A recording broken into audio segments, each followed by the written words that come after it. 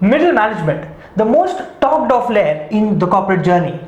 But is it a crisis or is it a pedestal for future growth? Right, and we had the privilege to speak with Harsh Johari, a leadership coach, who in our previous video series took us through how we should manage career transitions. Let's hear it from him on how we should navigate the middle management crisis.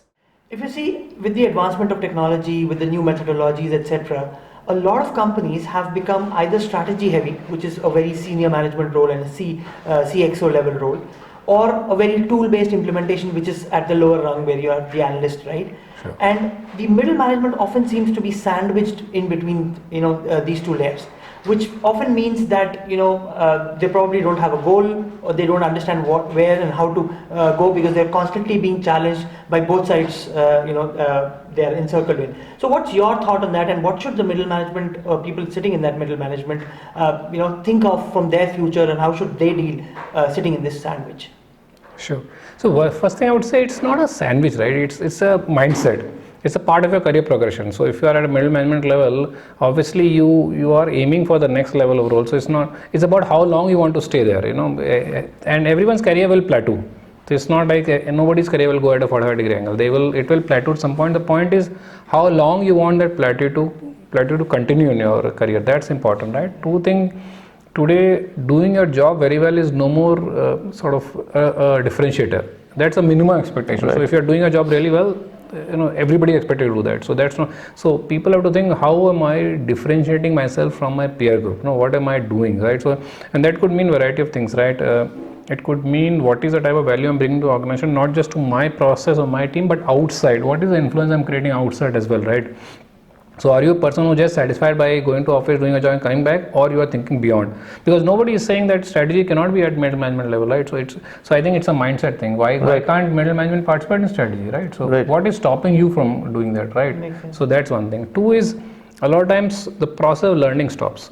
And so a lot of time, again, when we are very comfortable in our jobs and we know things in and out, we stop learning. And that's where the biggest problem is, right?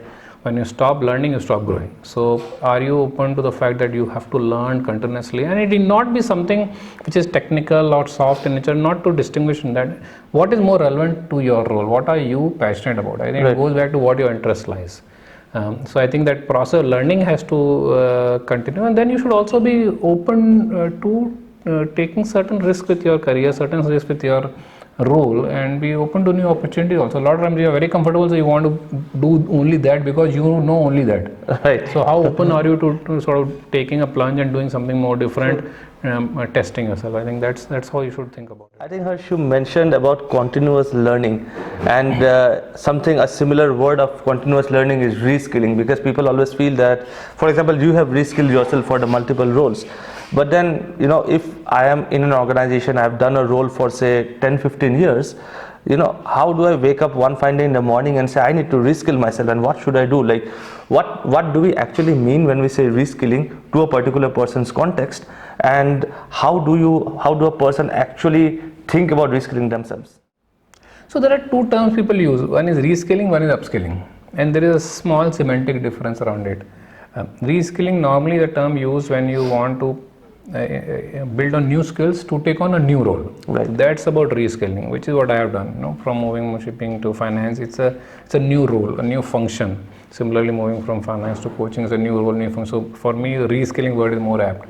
The other term is people use upskilling. Upskilling is where you want to build on new skills to do your current role in a better manner. Right. There's a slight difference, and most of the time, and you could choose either of these. You may want to build skills by which you can improve your current job profile. Right. It's an expansion of what you're doing currently, or you can build on new skills to do a completely different role. So it's entirely your choice. Now, how do you decide what to do? A couple of things. One is understand the organizational priorities.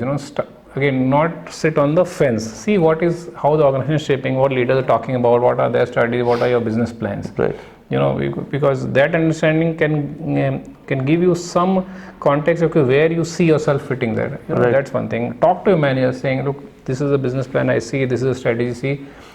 How do you see my role evolving? Or this is how I want my role to evolve. What do you think about it? Talk to your manager about it.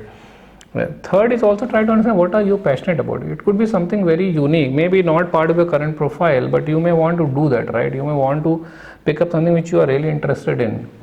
And the fourth thing I would say, don't necessarily follow what everybody is saying. If everybody is talking about AI, ML and blockchain, you don't have to do that. You don't actually have to do that, follow sort of the herd mentality. It could be something very different, very unique also. There's a lot of this buzz about getting certified into certain things, getting certifications. Do you feel that getting certifications is very, very important, or just upskilling in terms of, getting the knowledge of the things that are happening around, is that enough? I mean, see, both things are important, because for certain roles, a certification becomes a very minimum entry requirement. For example, me as a coach, a certified coach is a minimum entry requirement. So I could coach people purely from the experience part of it, but that is not good enough. So when I go to organization, they say, okay, are you an ICF certified coach? So for certain type of roles and jobs, certification or official credentials, authorized credentials are very important. In certain other areas, it may not be relevant. For example, if you want to develop your leadership skills, there is no certificate of leadership. But you can learn a lot about how to develop various dimensions of leadership, either from watching people around you or learning through classroom training or various other aspects. So I think it's a combination of that, depending on the role. What you said is very interesting, because I remembered one of the jargons from our MBA days called signaling effect. It's like you do a certification because you want to signal to the market that I'm certified and I'm more experienced than the rest. I think it's more about that. Correct.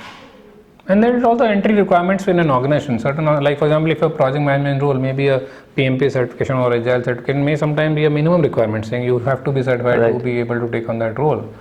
And sometimes it is also just preparing yourself for some future opportunity which might come to your way. Exactly. That could also happen. It may not be out there right now, but if you are well prepared and the moment the opportunity opens up, you probably becomes the best candidate for that, right? So sometimes it's also preparing for a future which is not clear at this point, but it might happen, Makes sense. True.